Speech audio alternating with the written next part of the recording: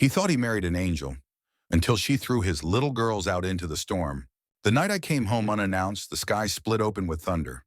Rain hammered the windshield, sheets of water blurring the road, lightning flashing like a warning. My mansion loomed ahead, usually glowing with warmth, but that night it looked cold and empty.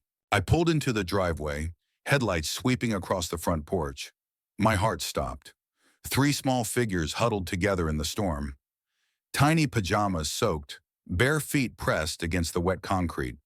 My daughters, Olivia, Sophie, Grace. They saw me and ran, splashing through puddles, hair plastered to their faces. "Daddy!" Their voices cracked through the rain, desperate and trembling. I dropped everything, scooping them into my arms. Their bodies were ice against my chest. Rage rose in me like fire meeting gasoline. I wrapped my coat around them, shielding them from the storm. "Why are you out here? Where's your mom?" I demanded, my voice breaking. Olivia looked up, her 6-year-old eyes already too old for her age. "Mommy Vanessa said we can't come back inside. Not until her friend leaves." That was the moment my world cracked. But to understand how betrayal had planted itself in my home, you have to go back. Back to when everything looked perfect. When I thought love could shield us from everything. Before the wealth, before the mansion, I was just another coder in Silicon Valley. A garage that smelled of burnt coffee and wires was my world. I lived on ramen, chasing dreams everyone else thought were pathetic. At networking events, I overheard whispers. "He's a nobody, a dreamer wasting time." But Rachel never saw me that way. Rachel Cole was a second-grade teacher, soft-voiced, fierce-hearted. She noticed me at a small charity event when no one else cared to. While others laughed at my broken shoes and wrinkled shirt, she asked about my ideas and she listened. Rachel's laughter filled rooms like music. She had this way of making you believe in yourself, even when you had no reason to. I remember thinking, if she believes in me, maybe I'm not as small as I feel. She became my light when everything else was dark. Standing beside Rachel was Vanessa Moore, her college roommate, a nurse at Stanford, polished, sharp, and always smiling, but her eyes cut. She'd lean close to Rachel and whisper, "You deserve someone who can actually provide." She thought I couldn't hear. I always did, and I never forgot. But life has a way of turning. My startup grew, investors called. One morning I opened Forbes and saw my own face with the headline, "From Rags to Billions." People who once mocked me lined up at my door. The garage had become a tower in San Francisco's financial district. Rachel stood beside me through it all. We married in a ceremony straight out of a fairy tale. She wore lace, her smile trembling as she whispered her vows. I held her hand and promised forever. Vanessa was there too, maid of honor, clapping, hugging, smiling just enough to look real. Even then I noticed her eyes. She looked at me not with joy, not with pride, but with something darker, a smile that held envy and something else, possession. I brushed it off. I told myself I was imagining it. I should have trusted my gut. The mansion overlooking the bay became our home, its echoing halls filled with laughter, burnt midnight pancakes, whispered plans scribbled on napkins. And then the miracle came. Rachel told me she was pregnant. I thought my heart might explode. And when the doctor said, "Triplets," I laughed, then cried. Olivia was born screaming, demanding the world notice her. Sophie came wide-eyed, already curious. Grace arrived last, the quiet one, curling into Rachel's chest like she had been there forever. Holding them all at once, I thought, this must be heaven. The house transformed. Bottles on the counters, lullabies echoing through rooms, every surface scattered with tiny socks. It was chaos, but the kind that made you smile through exhaustion. Nights were long, but I sat in the rocking chair with 3 miracles in my arms, and I felt whole. But even in paradise, shadows gathered. Vanessa was always around, always helpful, always too close. She held Olivia, whispered advice, cooked meals. At first, I thought it was kindness, but some nights I caught her watching, not the babies, but me, watching like she was waiting. Rachel never doubted her. She leaned on Vanessa, trusted her knowledge as a nurse. "She's like the sister I never had," Rachel said, and maybe she believed it. But one night, Rachel whispered to me with trembling lips, "Promise me, Ethan. Promise you'll protect them. Don't trust so easily. I promised. I swore it with everything in me. I kissed her forehead, not realizing those words would become her last warning. Years later, standing in the storm with my daughters clinging to me, I understood. The betrayal had begun long before that night. I just hadn't been ready to see it. From the earliest days, Vanessa was everywhere. At first, it seemed harmless. She was Rachel's best friend from college, always popping in, always smiling. But soon, her presence felt less like comfort and more like a shadow following us into every corner of our lives. One evening, I came home from the garage, reeking of burnt solder and cheap coffee. Rachel rushed to hug me, her laughter softening the weight on my shoulders. But behind her, Vanessa leaned on the kitchen counter, arms crossed, eyes sweeping me up and down with quiet disdain. She tilted her head, her voice dripping with judgment. "Rachel, don't you think you deserve better than this?" Her hand gestured toward my stained hoodie and worn-out shoes. I swallowed the sting, forced a smile, but inside it sliced deep. Rachel shot her a glare, but the wound was made. Rachel's defense was always fierce. "He's building something, Vanessa. One day you'll see." She said it like a prophecy, and for a while her faith was enough to quiet my doubts. But Vanessa's smirk told me she didn't believe. She saw me as nothing more than a dreamer wasting Rachel's time. At gatherings, she sharpened her words into knives. "How long can love survive when bills pile up?" she once said with a laugh that wasn't a laugh at all. Guests chuckled nervously. Rachel grabbed my hand under the table, whispering, "Ignore her." I did, but the burn lingered long after the party ended. When success finally came, I thought her attitude would vanish. My company's valuations skyrocketed, investors lined up, and suddenly the man she had mocked became a billionaire on the cover of Forbes. But Vanessa's smile only changed shape. Outwardly proud, inwardly unreadable. At my first gala as a success, she toasted louder than anyone. "To Ethan, the genius husband." Her glass clinked too hard against mine, her eyes narrowing like she was testing me. The room applauded, but in the silence after, I still heard the hiss of envy beneath her cheer. Every milestone we reached, Vanessa made herself essential. When I proposed to Rachel, she orchestrated details I never knew she controlled. The flowers Rachel adored, the song that made her cry, all handpicked by Vanessa. Rachel's tears of joy blinded me then, but later I wondered whose fingerprints had been on our happiness. At our engagement party, Vanessa hovered close, directing photographers where to stand, adjusting Rachel's veil before I could. In every picture, she angled herself between us, hand on Rachel's shoulder, her gaze flickering toward me.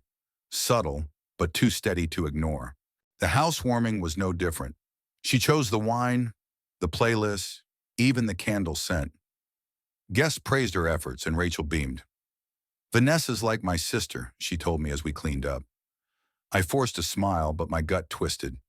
Sisters don't stare at husbands that way. Even the nursery became her project. Curtains, crib colors, toys. Vanessa insisted she knew best. "Trust me, I work with kids all the time at the hospital," she said, brushing aside my protests. Rachel welcomed her input with gratitude. I stood back, watching someone else shape the room where my daughters would sleep. I tried to ignore the unease. After all, Rachel loved her. Maybe I was imagining it. But small moments made it harder. At a barbecue, Rachel went inside to grab drinks. Vanessa leaned close, her perfume sharp, her voice low. "Not every man stays loyal when the whole world wants him." I froze. Her eyes didn't blink. Then she laughed and called it a joke. But I knew it wasn't. When I told Rachel later, she only smiled gently. "She jokes like that, Ethan. Don't take it seriously." I wanted to believe her. I wanted to.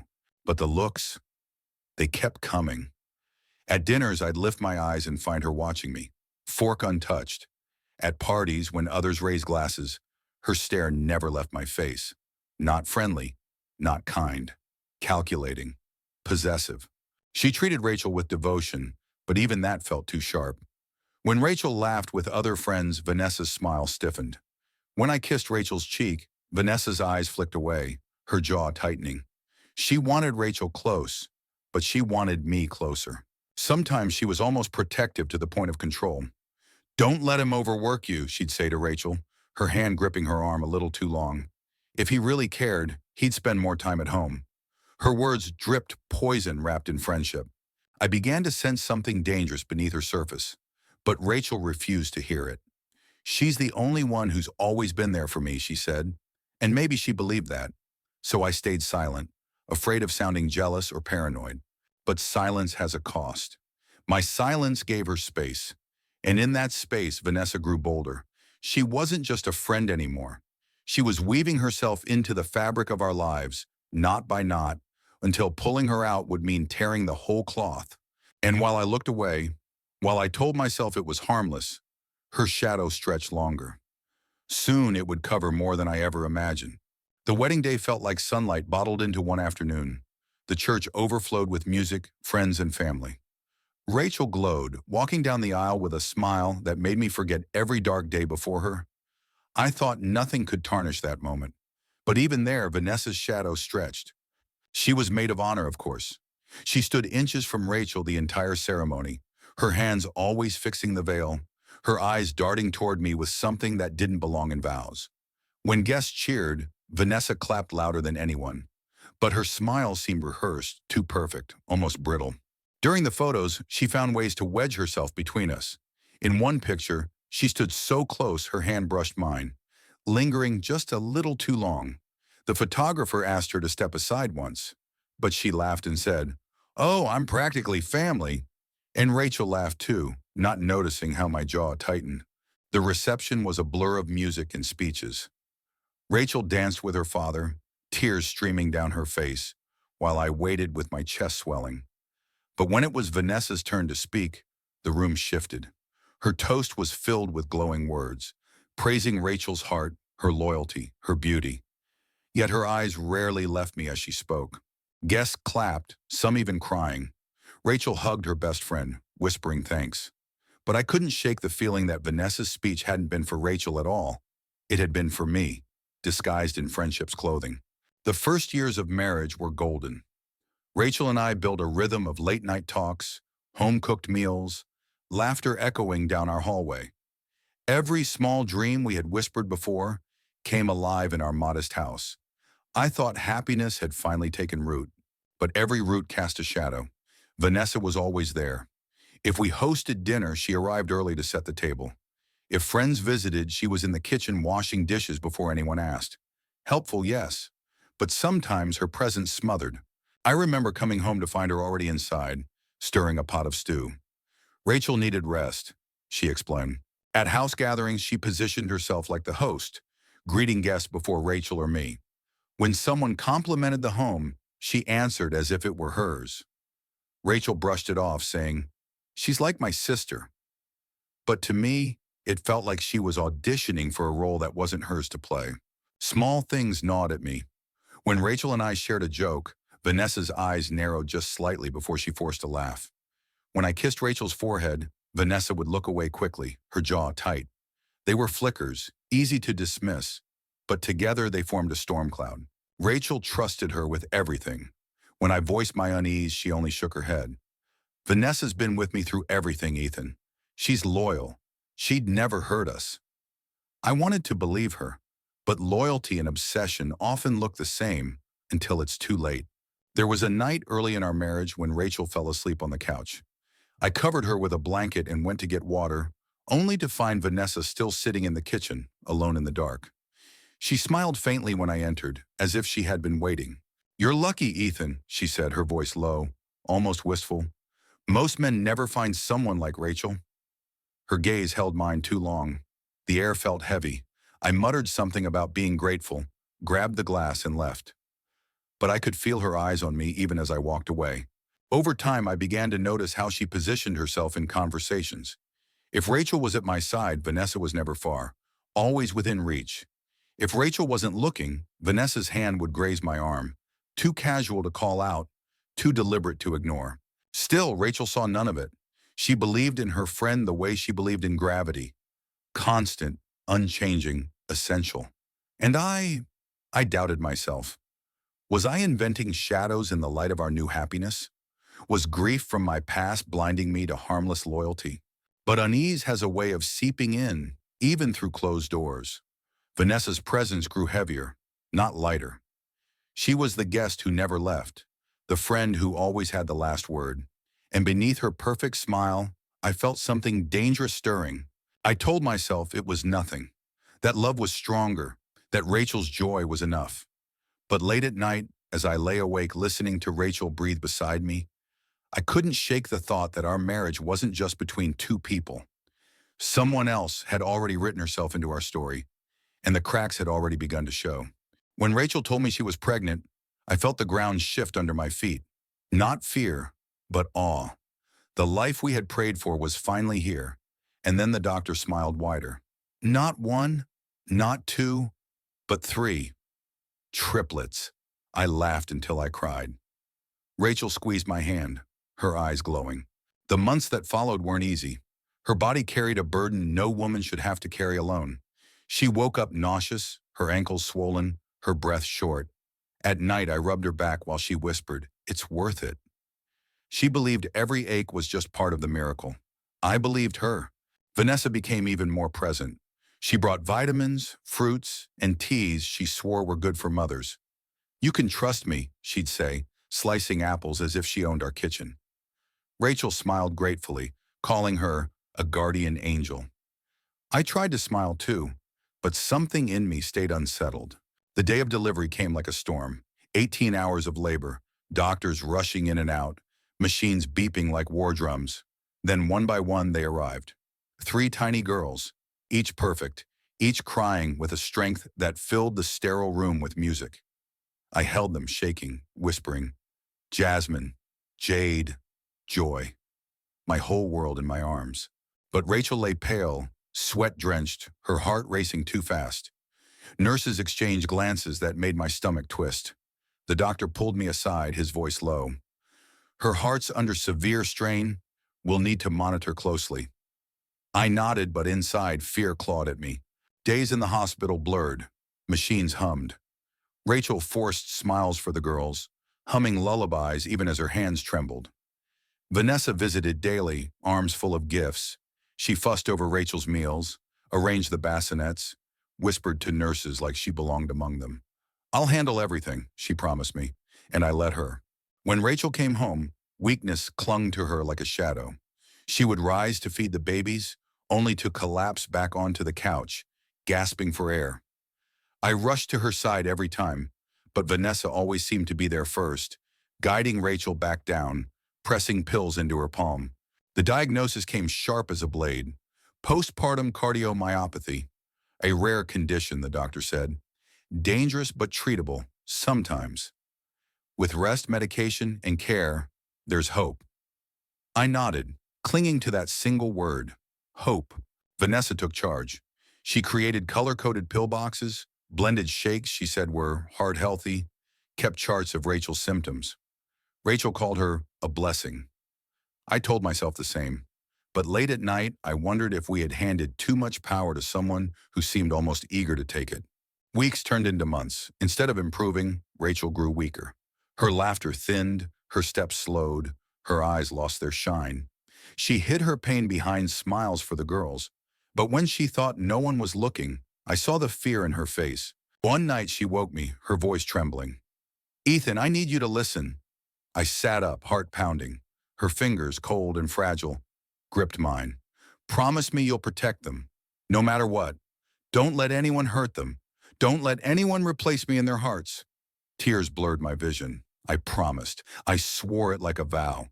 3 weeks later, she slipped away.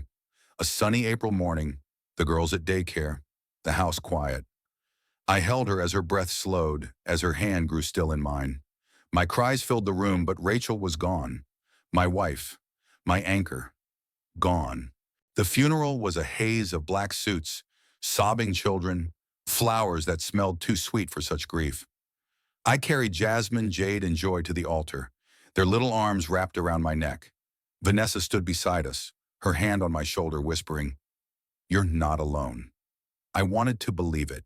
At the graveside, I knelt, clutching my daughters close. "She trusted me," I whispered to the earth. "I won't fail her." But as I looked up, I caught Vanessa's eyes watching me, not with shared sorrow, but with something colder, something that made my heart hesitate. After Rachel was gone, the house felt like a hollow chest. Toys still scattered, photos still smiling from the walls, but the laughter had drained away. Nights were the hardest. I'd sit on the couch with one of the girls asleep on my chest, staring at the front door as if Rachel might walk in. Mornings were chaos.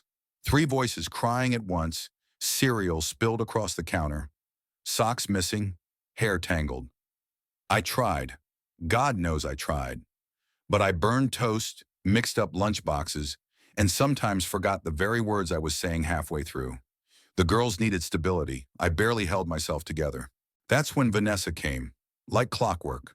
She was always there before sunrise, coffee in hand, her smile soft. Go shower, Ethan. I'll handle breakfast. And she did. Pancakes flipped, braids tied neatly, shoes on the right feet. The girls clapped for her as if she were a magician. My gratitude felt like debt. She started staying longer, lingering into evenings. At first it was practical, helping with homework, folding laundry, then bedtime stories, then tucking the girls in. I'd peek in and see her sitting on the edge of their beds, reading in a gentle voice. The triplets curled against her. My heart ached. She looked too much like the life Rachel had wanted. The girls began to call her Mommy Vanessa when they thought I couldn't hear. One night Jasmine whispered it right to her face. Vanessa's eyes glistened, and instead of correcting her, she pulled Jasmine closer. I froze in the hallway, torn between rage and relief. Relief because the girls were smiling again. Rage because Rachel's memory was slipping from their tongues. She filled every gap. Doctor's appointments, school drop-offs, the birthday cupcakes I'd forgotten to order. Each time she saved the day, she reminded me of my failure. Don't worry, Ethan, I've got this. She said it with warmth, but it cut deep. I began to fear the girls would forget I was even trying. Over time, small things changed. Vanessa stopped wearing her scrubs and sweaters.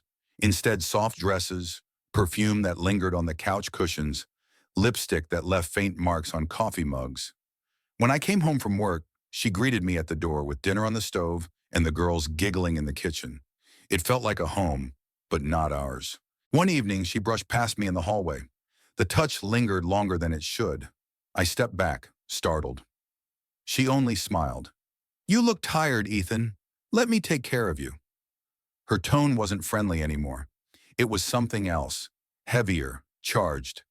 My chest tightened. I remembered Rachel's words. Protect them.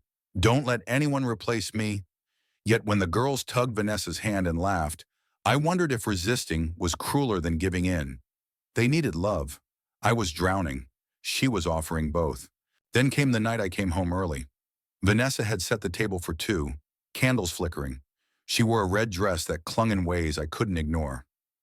The girls are asleep, she whispered. Sit. Eat with me. My throat went dry.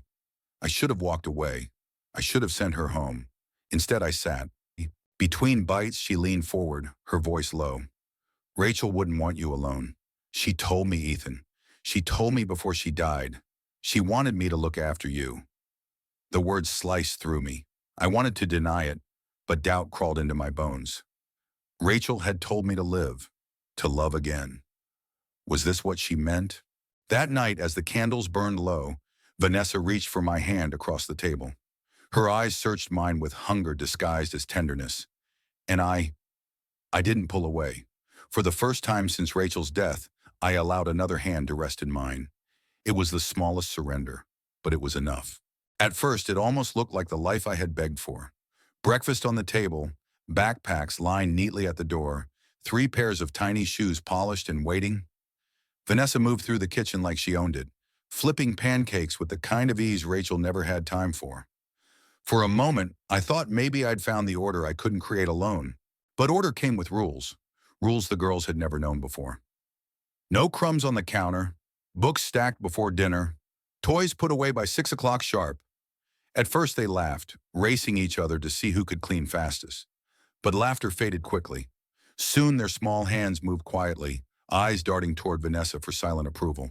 I remember walking in one afternoon to find Jade standing in the corner, her face pale, her little hands clasped tight behind her back. Vanessa's voice was smooth, almost gentle. Think about what you did, sweetheart. We don't leave peanut butter smears on the couch. It was just a smudge, nothing more. But Jade nodded as if a crime had been committed. The girls grew quieter as days went by. Before, they would thunder across the hallway when I returned, their little arms wrapping around my legs, voices bubbling over each other to tell me about their day. Now they stood in a line by the doorway, polite smiles plastered on, whispering, "Hi, Daddy," like they were in school. Their eyes flicked to Vanessa before saying anything more. At bedtime, I tried to reclaim the ritual Rachel loved most. I picked up the worn book of fairy tales, ready to read. But Vanessa slid in front of me, her hand closing the cover. Consistency matters, Ethan. It unsettles them if routines change. I stared at her, stunned, as the girls tucked themselves under blankets, eyes down, waiting for her voice instead of mine. One evening, Jasmine tripped in the yard, scraping her knee. She came running, sobbing, right into my arms. I cradled her close, whispering comfort, brushing dirt from her shin. Then Vanessa appeared, her hand outstretched. "No, no, darling. You come to me first. I'm your mother now." The words hit like stone. Jasmine froze, wide-eyed, before letting herself be pulled into Vanessa's grip. That night, I confronted her. "Don't shut me out of my daughter's lives." Vanessa smiled, but it wasn't warmth. It was steel wrapped in silk. "Ethan, you wanted me as their mother. You can't expect me to take all the responsibility but none of the authority. If I'm their mother, then let me mother them." Her logic tangled in my head, leaving me speechless. Her control grew sharper in ways that were hard to name. Doors had to remain open at all times. Snack times were scheduled. The girls couldn't have friends over unless Vanessa approved, which she rarely did. Their world, once free and messy, shrank to the size of Vanessa's rules. And still she smiled, acting as if it was love. The whispers came in pieces. One night, Joy clung to me after Vanessa left the room. Her lips brushed my ear. "Daddy." She yells when you're gone. My heart froze. "What do you mean, baby?" But Joy only shook her head, tears shining in her eyes, then buried her face in the pillow. Fear sealed her voice. I lay awake that night, staring at the ceiling fan spinning in slow circles. Rachel's voice haunted me. "Protect them. Don't let anyone hurt them." Had I already failed? I thought I'd given them stability, but their shrinking voices, their stiff smiles, their stolen whispers, they weren't signs of safety. They were warnings I didn't want to face. Still, mornings painted another picture. Vanessa handed me coffee with a sweet smile. The kitchen gleamed. The girls sat at the table, hair braided, lunch boxes packed. "Say goodbye to Daddy," she reminded, and three small voices sang out together. Rehearsed. Perfect. Anyone else would think we were the image of a happy family. At dinner, Vanessa's corrections never stopped. "Sit up straight, Jade. Chew quietly, Jasmine. Joy, fold your hands before we eat." The triplets sat rigid, forks barely clinking against their plates. I chewed in silence, trying to swallow food and guilt at the same time. This wasn't how Rachel wanted them raised. She wanted noise, laughter, life. Vanessa wanted silence. One Sunday morning, I found Vanessa rearranging Rachel's photos. Some had disappeared entirely. "Where are they?" I asked, my chest tight. She smiled. "The girls need to move forward. Staring at old pictures keeps them stuck in grief. I put them away for their sake." I wanted to scream, but my voice caught. Maybe she was right, or maybe she was erasing Rachel piece by piece. At church, neighbors complimented how well the girls behaved. So polite, so well-mannered. I smiled weakly, but their praise twisted like a knife. They didn't see the cost of obedience, the shrinking laughter, the wide, wary eyes. Vanessa basked in the compliments, her arm looped through mine as if she'd earned her crown. That night, I sat at the edge of my bed, Rachel's photo in my hand. "Am I doing this wrong?" I whispered into the dark. The photo didn't answer, but the silence pressed heavier. I had promised her I'd protect them. Yet every day I wondered if keeping Vanessa meant breaking that promise. One evening, Vanessa leaned against the kitchen counter, arms crossed, eyes sharp. "Ethan, you're pulling away. The girls notice. If you keep undermining me, they'll never respect me. Do you want them confused and divided?"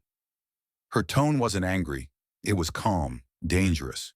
She knew how to make doubt sound like logic.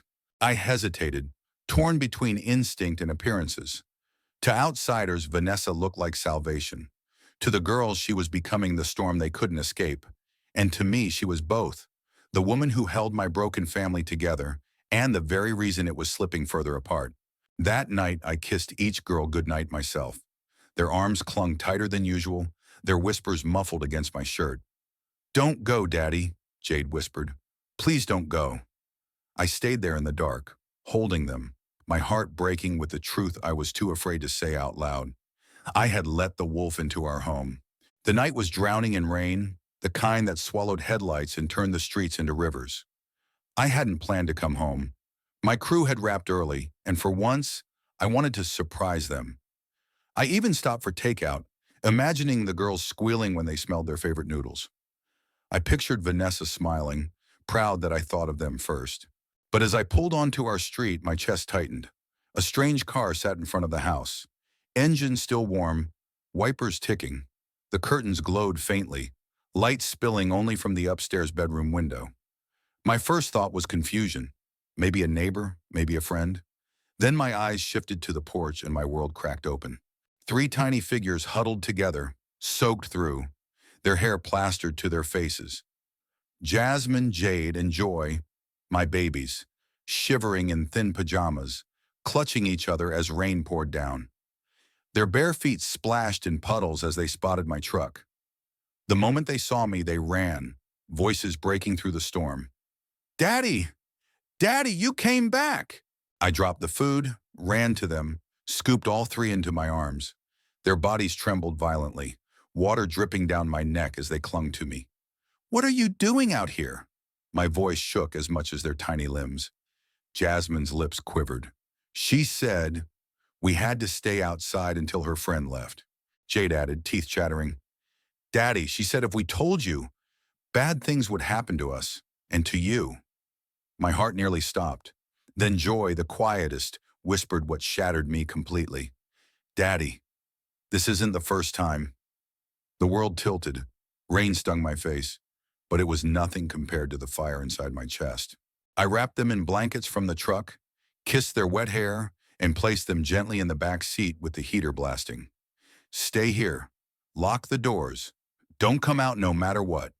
They nodded, eyes wide with fear, their small hands gripping each other tightly. I turned toward the house, every step fueled by rage I had never known. The front door opened with my key. Silence inside except for faint laughter upstairs. I moved through the hallway like a stranger in my own home. Rachel's photos on the wall looked down at me, accusing, pleading. The smell of perfume lingered in the air, sharp, foreign. My fists clenched as I climbed the stairs. The sounds grew clearer. Low voices, a woman's laugh, the creak of my bed. My bed. I pushed the door open without knocking. There she was, Vanessa, in silk, tangled with a man I had never seen before. Their shock lasted only seconds. The man scrambled, grabbing clothes, stammering apologies as he bolted past me. Vanessa didn't flinch. She looked at me like I had ruined her evening. "Robert," she said, almost bored, "you weren't supposed to be back until tomorrow." My name on her lips felt poisonous. I stared, barely breathing. "How long?" My voice came out low, dangerous. She shrugged. "Don't make this dramatic. You're gone half the time. What did you expect? I have needs too." I saw red. "Needs? You threw my daughters into the rain so you could do this?" My voice roared through the room. For the first time, Vanessa sat up, eyes flashing, but not with guilt, with irritation. "They're fine. A little rain never killed anyone. You're overreacting." Overreacting. My girls had been shivering outside like strays, and she called it nothing. "Pack your things," I said, my voice flat, ice cutting through the fury. "Get out of this house tonight. You'll never come near them again." Vanessa laughed, actually laughed. "Ethan, don't be ridiculous. You're going to throw away everything we built over one mistake?" I stepped closer, my jaw tight. "This wasn't a mistake. They told me this has happened before." Her face hardened. She slipped on her robe, standing inches from me. "You think you can play saint now? Without me, you wouldn't have lasted a year. I ran this house. I raised those girls while you buried yourself in work. You need me more than you think." Her words were sharp, but I saw through them. She hadn't built anything. She had poisoned everything. You're wrong, I said. What I need is to protect my daughters, and that starts with you walking out of their lives. Her smirk faded, replaced by something colder. You might regret this. I know things, Ethan. Secrets. Things about Rachel, about you. Do you really want to risk an ugly fight? Her threat cut deep, but the image of my girls huddled in the rain burned deeper. I stepped back, opened the door wide. Leave. Now. If you ever come near them again, it won't just be divorce papers waiting for you. She grabbed a bag, muttering curses under her breath, and stormed out, slamming the door behind her. I stood there in the wreckage of what I thought was love, the sheets twisted, the smell of betrayal hanging heavy. Then I turned and ran back to the truck. When I opened the door, 3 pairs of eyes looked up at me, fearful, searching. I gathered them into my arms again, pulling them close against my chest. It's over, I whispered. She's gone. She's never coming back. Jasmine's lips trembled. Are you staying, Daddy? You won't leave us again? Tears blurred my vision. I'm here. I'm not going anywhere. Not now. Not ever. The rain still pounded, but inside that truck with their small arms clutching me, I felt a vow seal inside my bones. I had let the wolf into my home, but I would never let it touch them again. The storm outside raged on, but my daughters were safe in my arms, and for the first time in months, I knew exactly what I had to do. The house felt different after that night, quieter, but not in a peaceful way. I tried to rebuild routines for the girls, warm dinners, bedtime stories, Sunday pancakes. Yet even with Vanessa gone, shadows lingered. Some nights I'd hear whispers through the walls, small voices calling out, restless feet pacing. The girls were no longer sleeping soundly. At first I thought it was grief, trauma, kids process loss in strange ways. But soon their dreams took on a shape that chilled me. Jasmine woke screaming one night, tears streaking her cheeks. Daddy, Mommy Rachel was trying to talk, but someone covered her mouth. She looked scared. I held her, heart pounding, whispering comfort until she finally drifted back to sleep. 2 nights later, Jade burst from her room shaking, sweat soaking her little nightgown. Daddy, I saw Mommy. She was eating fruit, but Vanessa poured something on it. Mommy's lips turned blue. My hands trembled as I wiped her tears. She was 6, too young to even understand poison, too young to invent details like that on her own. Joy, always the quietest, gave me the worst chills of all. She crawled into my bed, whispering like she feared being overheard. Daddy, I saw Mommy's bottles. Vanessa switched the medicine. Mommy drank the wrong ones. Her eyes glistened, unblinking, as though the dream had been real. My throat closed. Every word sank like a stone in my stomach. I told myself it was imagination. Nightmares triggered by the storm of betrayal, by the loss of their mother years ago. But the dreams came too often, too vivid, too consistent across all 3 of them.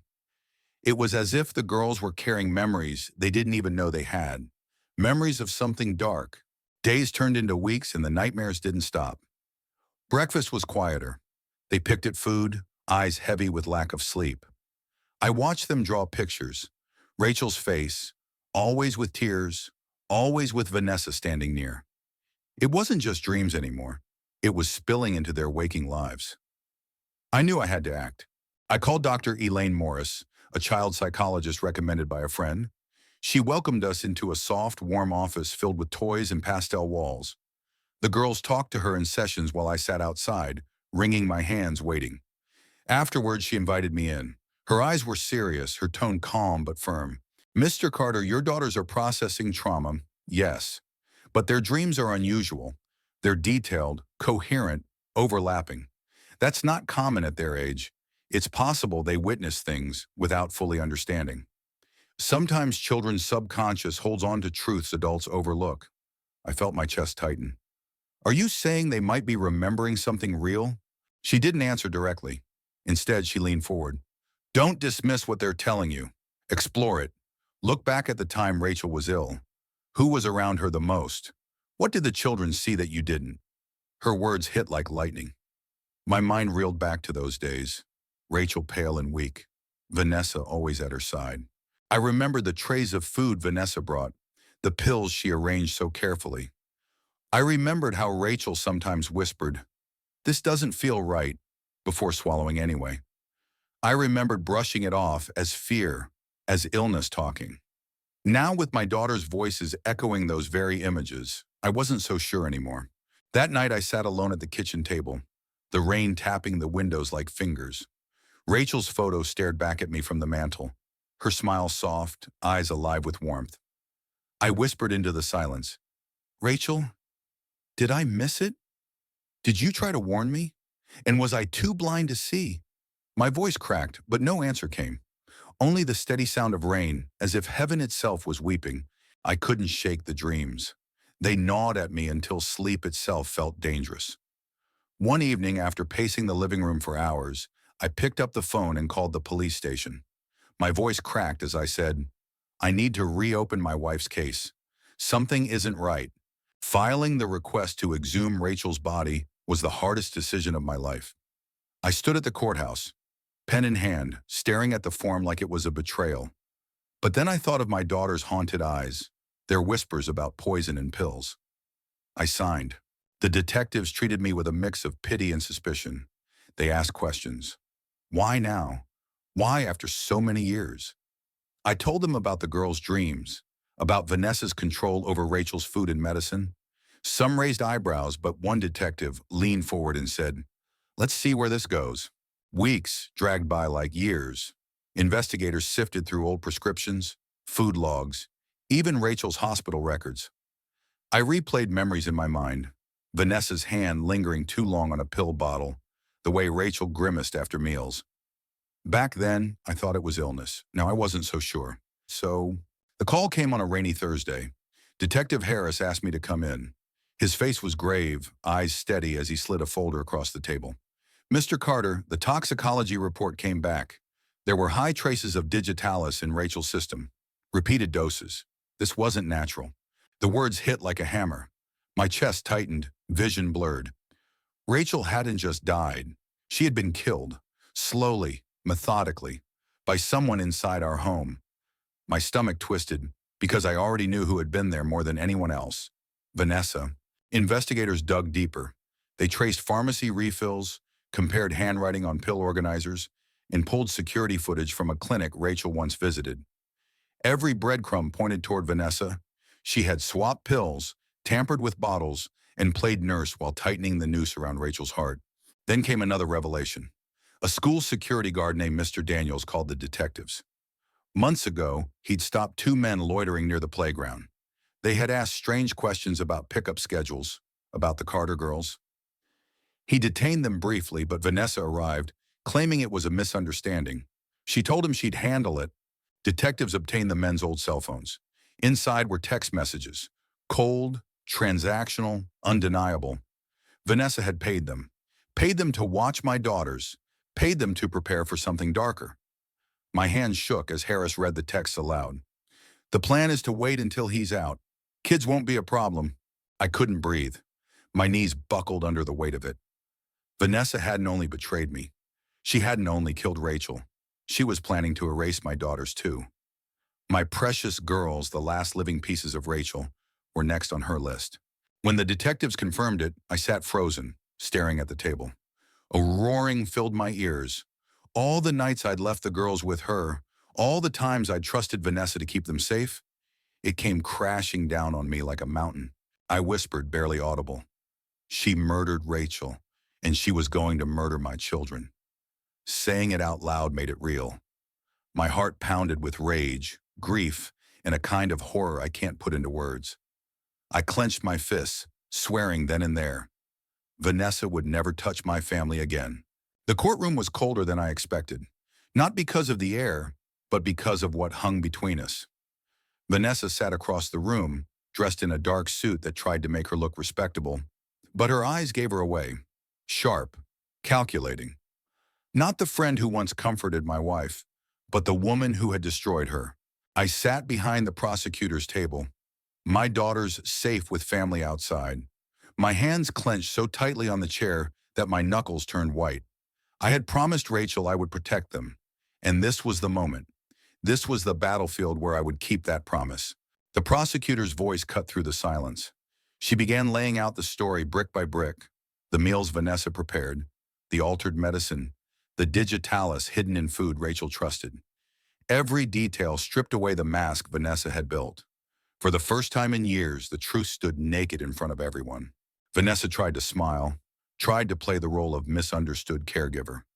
She leaned toward her lawyer, whispering excuses, shaking her head as if this was all a tragic mistake. But the jury's faces said otherwise. They saw her for what she was. Not a friend, not a victim, but a predator. Then came the text messages. Projected on the big screen, each word felt like a punch in the chest.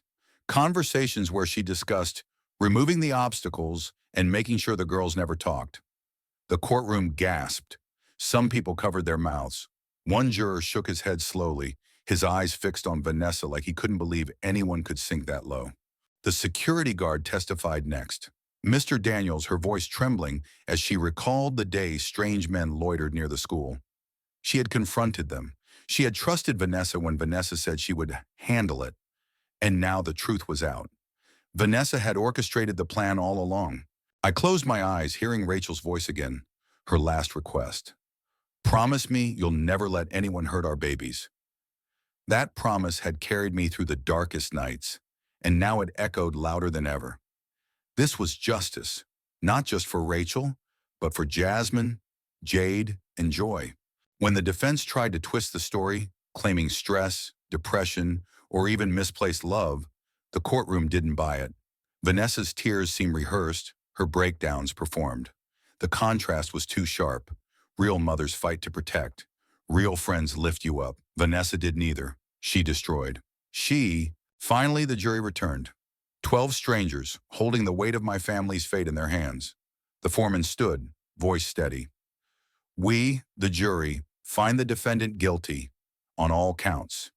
Guilty of murder, guilty of conspiracy, guilty of betrayal that went beyond anything a family should endure. Vanessa didn't scream. She didn't beg. She just sat there, frozen, lips pressed into a thin line. For a moment, her mask cracked, and I saw the emptiness inside. Not guilt, not sorrow, just the cold realization that she had lost, that her story was over, and ours would continue without her. The judge's gavel echoed like thunder. Life in prison, no chance of parole. It was the sentence Rachel deserved. It was the shield my daughters needed. And for the first time since Rachel's death, I felt like I could breathe again. After the trial, I stepped outside into the sunlight. It felt strange, bright, clean. My girls ran toward me, their arms wide, their voices calling out, "Daddy!" I knelt, holding them close, breathing in their warmth. They were safe. They were mine, and no shadow would ever touch them again. The months that followed weren't easy. Healing never is. My daughters still woke from nightmares, but they lessened over time. We made new routines. Friday nights became movie nights again. Saturday mornings were filled with pancakes and sticky hands. Sunday evenings we sat together, telling stories of their mom, keeping her alive in laughter, not just in tears. Jasmine loved drawing pictures of Rachel in heaven, always with a big smile and wings that sparkled. Jade liked to retell bedtime stories Rachel once shared, her little voice carrying the same rhythms. Joy, quiet but wise, often whispered, "Mommy's proud of us."